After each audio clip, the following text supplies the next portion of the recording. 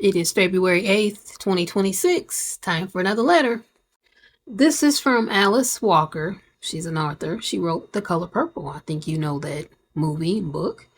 This is going to President-elect Barack Obama.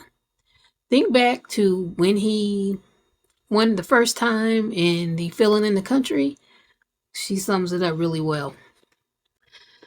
Alice Walker to President-elect Barack Obama. The Pulitzer Prize-winning author penned this letter to Obama the day after he was elected president. Now here's the letter. It's dated November 5, 2008. Dear Brother President-elect, you have no idea, really, of how profound this moment is for us. Us being the black people of the southern United States. You think you know because you are thoughtful and you have studied our history. But seeing you deliver the torch so many others carried, year after year, decade after decade, century after century, only to be brought down before igniting the flame of justice and of law, is almost more than the heart can bear. And yet, this observation is not intended to burden you, for you are of a different time, and, indeed, because of all the relay runners before you. North America is a different place. It is really only to say, well done.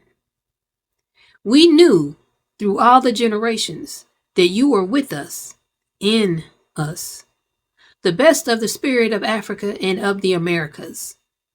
Knowing this, that you would actually appear someday was part of our strength. Seeing you take your rightful place, based solely on your wisdom, stamina, and character, is a balm for the weary warriors of hope previously only sung about. Now, question for you all. Who else could she be talking about there? Leave a comment, let me know what you think. Now I'll continue.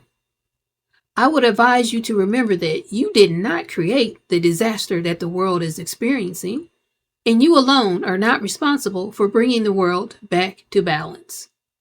A primary responsibility that you do have, however, is to cultivate happiness in your own life, to make a schedule that permits sufficient time of rest and play with your gorgeous wife and lovely daughters, and so on. One gathers that your family is large. We are used to seeing men in the White House soon become juiceless and as white-haired as the building. We notice their wives and children looking strained and stressed. They soon have smiles so lacking in joy that they remind us of scissors. This is no way to lead. Nor does your family deserve this fate. One way of thinking about all of this is, it is so bad now that there is no excuse not to relax. From your happy, relaxed state, you can model real success, which is only what so many people in the world really want. They may buy endless cars and houses and furs and gobble up all the attention and space that they can manage, or barely manage, but this is because it is not clear to them yet that success is truly an inside job, that it is within the reach of almost everyone. I would further advise you not to take on other people's enemies. Most damage that others do to us is out of fear, humiliation, and pain. Those feelings occur in all of us, not just in those of us who profess a certain religious or racial devotion. We must all of us learn, actually, not to have enemies, but only confused adversaries who are ourselves in disguise. It is understood by all that you are Commander-in-Chief of the United States and are sworn to protect our beloved country.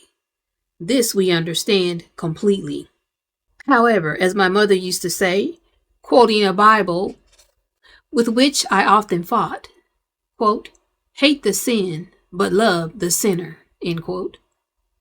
There must be no more crushing of whole communities, no more torture, no more dehumanizing as a means of ruling a people's spirit.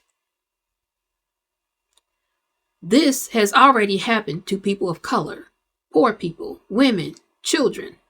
We see where this leads. where it has led. And let me add to that, this is just me, this is not Miss Walker, where it is leading right now today. Back to her letter.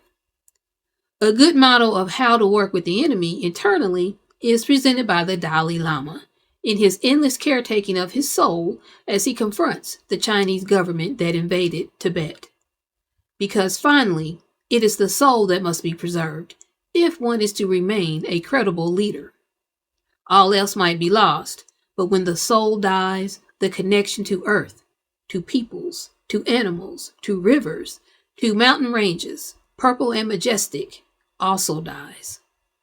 In your smile, with which we watch you do gracious battle with unjust characterizations, distortions, and lies, is that expression of healthy self-worth, spirit, and soul that kept happy and free and relaxed can find an answering smile in all of us, lighting our way and brightening the world. We are the ones we have been waiting for. In peace and joy, Alice Walker. Damn good letter, y'all.